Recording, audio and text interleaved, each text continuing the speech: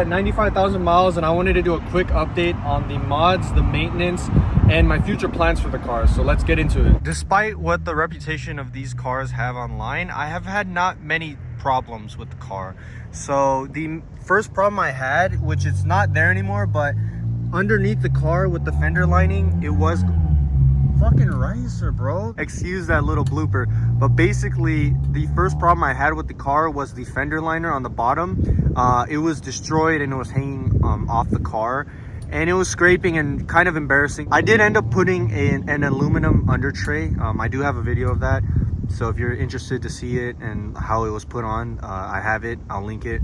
But anyways, yeah, I remedied the problem. The fender liner, you know, dragging and breaking, especially on the higher mileage E9X M3s, it's a huge kind of like little issue, but it's easy to fix. So yeah, that's fixed. And then coming to the next problem, so my DRL, like the halo things, they just went out. It literally went out this week. That's not a huge issue. I could fix it, and I'm going to get it fixed.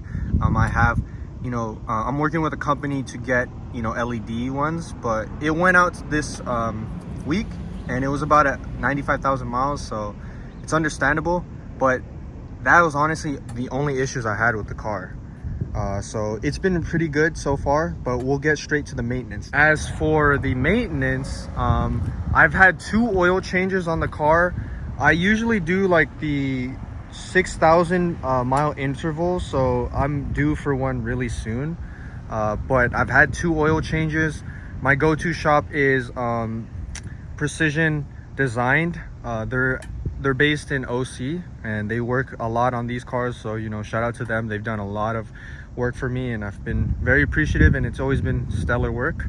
And then the only other maintenance I did was the spark plugs and the fuel breather valve. I had a weird idling issue when I would be low on fuel and when I would fill up for gas, so I figured it was the fuel breather valve. And so far, not any more issues with the idling on fuel. But yeah, the spark plugs, it was done around 94,000 miles. Same with the fuel breather valve. It's pretty solid. Maintenance wise, it hasn't been too bad, but up for maintenance soon is going to be the valve covers. There's a small leak. It was shown in the spark plug video, but it's nothing serious. So I still got, you know, a few thousand miles I could do, but I'll be getting it done soon. For the mods, you know, I haven't done too many things. The first thing I would say that stands out would be the wheels. This was actually the most recent mod. These are the N-Key NT03s, 18 by 10 plus 25. There are spacers on the car just so that we can get the flush look. The next thing that I've done to the car, this was the valved exhaust. It's only the axle back, but it's really clutch because in California, you know, they're really strict on the exhaust laws. So being able to quiet it down to stock form is really sick, especially since it's just a press of a button. And then I also got the ECS carbon trunk, which this will actually be coming off soon. I like the look, but I'm kind of leaning more towards the stock trunk look, and we're going to be getting rid of that. And the mod that's next, which it's not on yet, is going to be the Euro front bumper. I just got it paint matched. I need to get it PPF'd.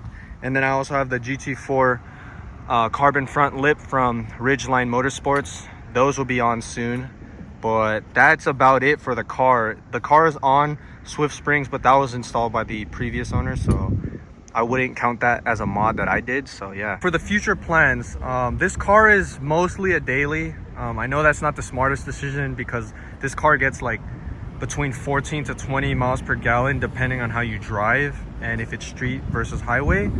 But because it's mostly a daily, I don't plan on going crazy like track build because I don't even track that often. I've literally only been like 3 times in my life. But I am going to get coilovers. It's going to be a street track build, so it'll be able to do both, and it'll do both well.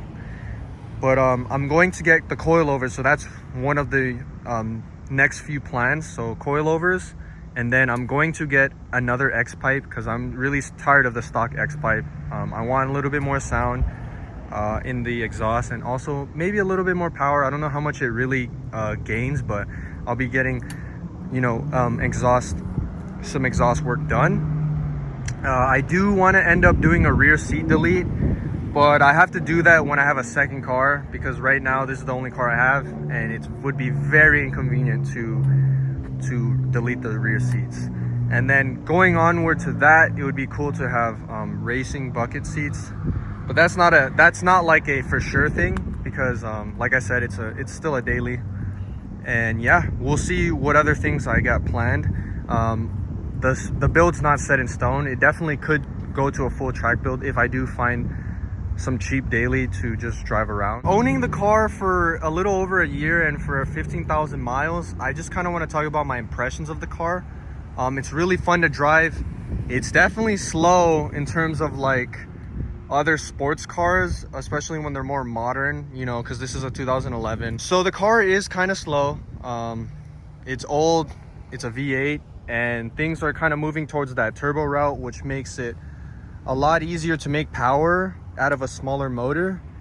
But the sound of this car is unbeatable. It's up there for one of the best sounding NA cars, definitely. There's a few cars that I would put above it, such as the GT3 RS and the Ferrari 458, but it's really up there. And when I get the dual X pipe